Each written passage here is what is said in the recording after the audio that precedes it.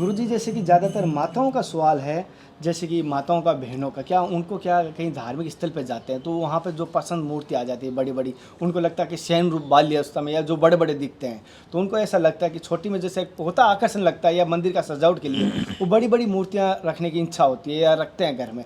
तो किसी ने उनको कहा है कि अंगूठी से बड़ी मूर्ति नहीं होनी चाहिए, तो वो चाहते हैं, आपसे जानना चाहते हैं मार्गदर्शन, क्या अंगूठी से बड़ी मूर्ति नहीं होनी चाहिए, उनसे क्या फ़ायदा है, क्या नुकसान है, हाँ, मार्गदर्शन करें। देखो क्या है ना, घर में जो ठाकुर जी हम रखते हैं, मूर्ति रखते हैं, पहले ठाकुर जी अलग है और मूर्ति अलग है। आप कहें कैसे? भाव तो उसके अंदर आते हैं। जो दुकानदार है उनके पास में मूर्तियाँ रहती है, ठीक है ना, परंतु वो मूर्ति को जब हम खरीद करके ले आते हैं, ले आके मानते हैं ये मेरे इष्ट देव है, ये हमारे घर के ठाकुर जी है, तो फिर वो मूर्ति नहीं रहती। जैसे आप है, ठीक है, आप तो एक इंसान दिख रहे हैं, जब ससुरालय जाते हैं क्या दिखते हैं? जवाई दिखता हूँ। पावड़ा। और कितने खातिरदार होते हैं वहाँ पे। यहाँ तो कोई पूछे नहीं पूछे, कोई ये नहीं, और वहाँ पर अरे हमारे दामाद जी आए, दामाद जी आए, दामाद जी आए, अरे ये बनाओ, ये बनाओ, ये खिलाओ, ये खिलाओ, कितने रिस्पेक्ट। वही तो व्यक्ति है ना।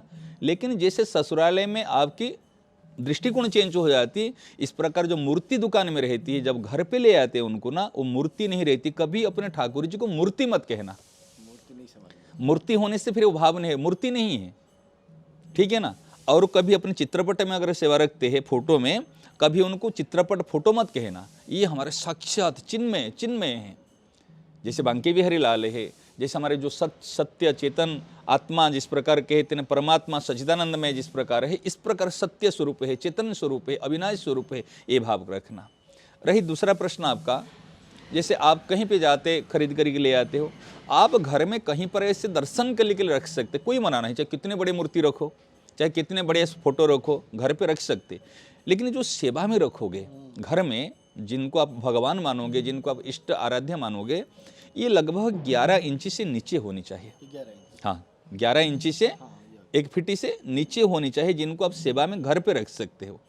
और अंगूठा भर से ऐसे नहीं, ऐसी बात नहीं है, 11 इंच से नीचे होना चाहिए, जिनको आप सेवा में, क्यों बड़े बड़े विग्रह रखने से जो आपको सेवा में फिर दिक्कत आएगी, घर परिवार में आप कर नहीं सकते। 11 इंच से नीचे ठाकुर जी को आप आराम से सेवा पूजा कर सकते हैं, इसमें कोई शास्त्र में कोई मना नहीं। और बात आती है, 2 प्रकार की ठाकुर जी प्रतिष्ठा होती है, एक है प्राण प्रतिष्ठा और एक है प्रेम प्रतिष्ठा। प्राण प्रतिष्ठा क्या होता है? जैसे वैदिक मंत्र के हिसाब से ब्राह्मण आते हैं, वेद मंत्र उच्चारण करते हैं और उसके करके प्रतिष्ठा करते हैं, मतलब उनमें प्राण संचार किया जाता है, कहते प्राण प्रतिष्ठा हो गया, प्राण को हमने प्रतिष्ठित किए। जगन्नाथपुरी में जैसे जगन्नाथ जी का जो कलेवर है, जब 12 साल के बाद में चेंज होता है, तो वो ब्रह्मों को लाकर उसमें स्थानांतरित किया जाता है, उसी घट से लाकर इस घट से रखा जाता है, वैदिक मंत्र के अनुसार किया जाता है, उनको प्राण प्रतिष्ठा किया जाता है। ये मंदिरों में होता है, परंतु घर में जो हमारे ठाकुर जी है, उनको प्राण प्रतिष्ठा करने की जरूरत नहीं, उनको प्रेम प्रतिष्ठा है।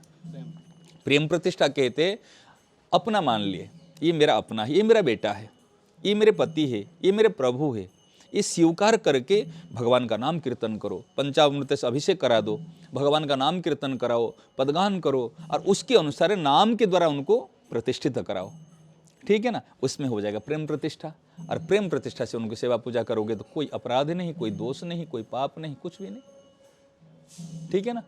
इस प्रकार से आप घर में अपने ठाकुर जी को रख सकते हैं। जैसे कि गुरु जी का रख सकते हैं, बस 1 फीट के अंदर हो, और जैसे कि प्राण प्रतिष्ठा ना करें, प्रेम प्रतिष्ठा करवाएं, जैसे बताया था। और जैसे कि और भी माता जी अगर इसके संबंधित कोई प्राण प्रतिष्ठा के लिए विधि की जरूरत है। विधि की जरूरत। घर में जैसे अपने बच्चे को दूध पिला लेते हैं, पति को भोजन करा देते हैं, कई बार पति भी नीचे बैठा है, आप खाट के ऊपर बैठ जाते हो, सही ना। कई बार जैसे बच्चे को खिलाते खिलाते आप भी खा लेते, उनको खिला देते, इसके लिए कुछ रहता है क्या?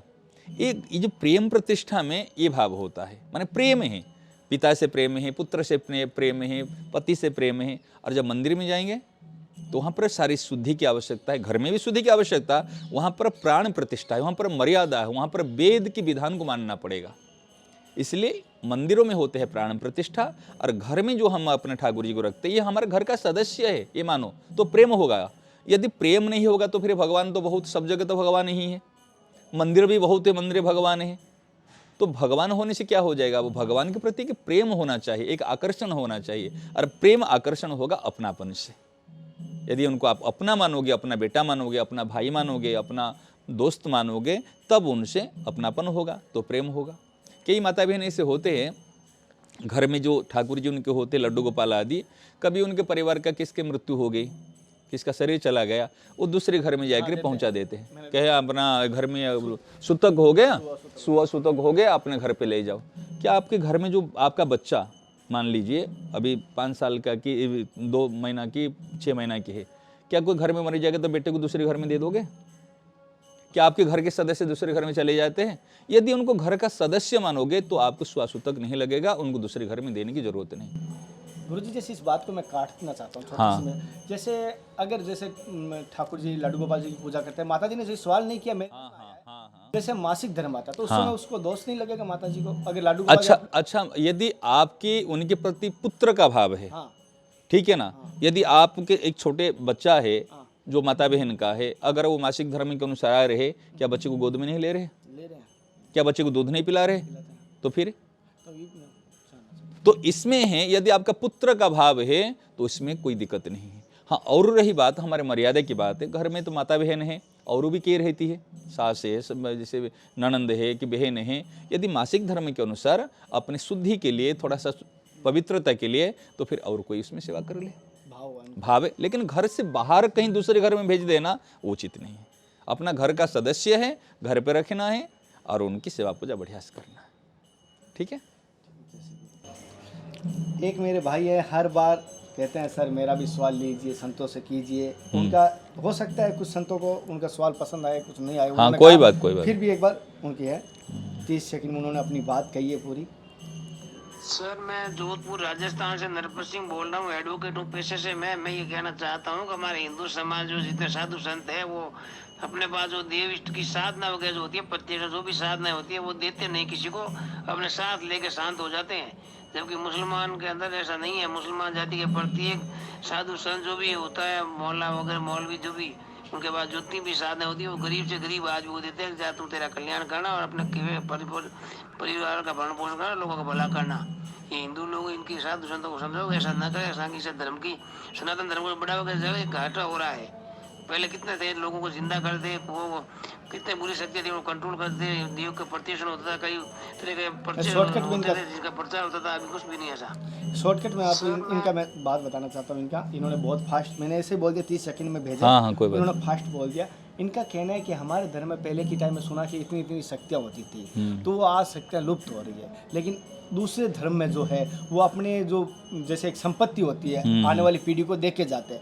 हमारे धर्म में जो संतों के पास जो विद्या होती है, वो आज के टाइम में देख के नहीं जाते, उनके साथ ही वो विद्या शांत हो जाती है। समझ गए। तो ये क्यों? देखो विद्या अगर कोई लेने वाला चाहे होगा ना, तो विद्या अपने आप ले लेगा। एकलव्य का नाम तो सुना है आपने? द्रोणाचार्य जी ने उनको कोई विद्या नहीं सिखाई। वो द्रोणाचार्य जी से विद्या लेने के लिए आए थे, परंतु उन्होंने कहा तुम नीच जाति को हो, मैं तो कैसे सिखाऊं। उन्होंने सिखाया नहीं, परंतु उनकी श्रद्धा थी, उनका भाव था। उन्होंने एक मूर्ति बना के, गुरु जी का मूर्ति बना के द्रोणाचार्य जी को प्रणाम कर करके उन्होंने विद्या को सीख लिया। और ऐसी विद्या उन्होंने शिक्षा ग्रहण की, विद्या को प्राप्त की। एक कुत्ता भूसते हुए आ रहा था और भूसते हुए कुत्ता को भूस रहा है, और उन्होंने एकलव्य ने बाण चलाया। दौड़ते हुए भूसते हुए कुत्ता बाण चलाया, ना कहीं ज़्यादा चले जाए तो मर जाएगा, और बाहर कम जाए तो बाण गिर जाएगा, ठीक है ना। और ऐसे बाण मार रहे थे, पूरे मुँह कुत्ता भूसते हुए कुत्ता का मुंह भर लिया बाणों से ऐसे। तो फिर उस समय अर्जुन ने देखा, अरे भाई द्रोणाचार्य जी तो मुझे कहता तू इतना बड़ा धनुर्धर बनेगा तो पृथ्वी में तेरे समान कोई नहीं बनेगा। ये विद्या तो मैंने कभी प्राप्त नहीं की, मैं तो ऐसे काम नहीं कर पाऊंगा। उन्होंने पूछा तो विद्या कहाँ से प्राप्त की, तेरे गुरुदेव कौन है? कर मेरे गुरुदेव प्रातः स्मरणीय श्री श्री श्री द्रोणाचार्य जी महाराज। कि द्रोणाचार्य तो मेरे गुरु है, मेरे को तो विद्या सिखाई नहीं। कि कैसे? फिर द्रोणाचार्य जी के पास जाकर उन्होंने कहा आपने तो उनको विद्या सिखाई? कहने कभी मैं किसी को शिष्य नहीं बनाया हूँ। फिर उनको बोला गया कि कौन तेरे गुरु है? कि आप ही मेरे गुरुदेव है। कि मैं एक बार तो विद्या सिखाई नहीं। कि मैंने तो प्राप्त कर लिया आपसे विद्या। तो फिर उन्होंने अंगूठा को उन्होंने मांगा जी भाई ये मेरे शिष्य, देखो उन्होंने अंगूठा मांगने का कोई अधिकार नहीं था, क्योंकि विद्या तो सिखाई नहीं, ये श्रद्धा से प्राप्त की है। परंतु उन्होंने फिर भी श्रद्धा इतनी है, उन्होंने दाएं हाथ की अंगूठा को उन्होंने काट के गुरु दक्षिणा में दे दी। अभी भी उनके वंश परंपरा वाले इस अंगूठा का होते भी अंगूठा प्रयोग नहीं करते, उनके वंशज है एकलव्य के अभी भी, तो उन्होंने यूं करके तीर चलाते। तो विद्या आ गई ना, श्रद्धावान लभते ज्ञानम तत्पर संयतेन्द्रिय, जो श्रद्धावान होते हैं वो ही ज्ञान को प्राप्त कर लेते हैं। कोई देना नहीं देने से क्या मतलब है? यदि ये भैया जो प्रश्न कर रहे हैं ना, अगर अभी कोई चीज को प्राप्त करना चाहते श्रद्धा लेकर आ जाए, उनको चीज मिलेगी, क्यों नहीं मिलेगी? अगर आपके पास जो चीज है, मैं कहूँगा आओ आओ तुझे गीता सुनाऊं, अभी मैं गीता सुनाने के लिए निकल जाऊं तो लोग पास में नहीं आएंगे, और लोगों के मन में धारणा बैठी हुई जो मरता है उनको गीता सुनाते हैं। क्या मेरे को मरने वाला हूं, मुझे गीता सुनाना आया हो? अगर मैं मेरी चीज को बेचने जाऊं, अरे भाई आओ जो गीता सुना लो, ऐसे भी फिर भी समाज में ऐसे संत महात्मा हैं, श्रद्धेय स्वामी जी महाराज गांव गांव में जा जाकर अरे गीता सुन लो, अरे सत्संग सुन लो, 12-12 घंटे बोलते थे, परिश्रम करते थे, चला चला कर जाके। ऐसे जो माने कल्याणकामी आकांक्षी महापुरुष होते हैं, फिर भी उदार महापुरुष है। यदि आप चाहते हो वास्तव में तो मिल जाएगा, क्यों नहीं मिलेगा? हाँ, कोई देते नहीं है, लेकिन संसार में अभाव नहीं, आप प्राप्त करना चाहेंगे चीज मिलेगी, कोई समस्या नहीं है। हाँ, रही जो तंत्र मंत्र जानो, वो जो टोना टोटका जो सारी विद्याएं हैं, ये सारी तामसी विद्याएं हैं, ठीक है ना। और लोग सीखने वाले सीखते हैं। देखो विद्या तो कहीं तो लुप्त तो नहीं हो सकती, सीखने वाले सीखते हैं, और जो नहीं सीखने वाले नहीं सीखते, और जिनको भगवान की बात अच्छी लगती है वो करते। हाँ, हमारे पूर्व जो संस्कृति से बहुत सारी विद्याएं थी, जैसे गुरुकुल थे उस समय में, 7200 इतने गुरुकुल थे उस समय में। मानो गांव में जितने गांव हैं और इतने गुरुकुल है। तो पहले अंग्रेजों ने हमारी शिक्षा पद्धति पर ही उन्होंने प्रहार किया, फिर कन्वेंट स्कूल वगैरह फिर बाद में खोला। तो हमारी शिक्षा पद्धति में बहुत सारी विद्या सिखाई जाती थी, आयुर्वेद है, और उसमें ज्योतिष है, उसमें शस्त्र विद्या है, सारी प्रकार की विद्याएं हमको सिखाई जाती थी। वर्तमान विद्या नहीं, क्यों? हमने विद्या को नष्ट कर दिया गया। तो हमारे जो कहना है, यह विद्या तो है, अभी यदि हम उसको चाहेंगे तो विद्या को हम ले सकते, इसे कोई मना नहीं। और आप अगर चाहो तो कोई ऐसे इच्छुक हो, जिज्ञासु हो, अभी भी इस कार्य जो कर सकता है। जैसे गुरुजी ने बताया, अभी भी अगर आपके समर्पण होंगे हाँ, कहीं ना कहीं तो आपको जरूर विद्या मिलेगा। मिलेगी। अगर जो तामसिक विद्या के संबंधित है, तो मैंने पिछली बार भी कह दिया, वो किसी का भला कर ही नहीं सकती।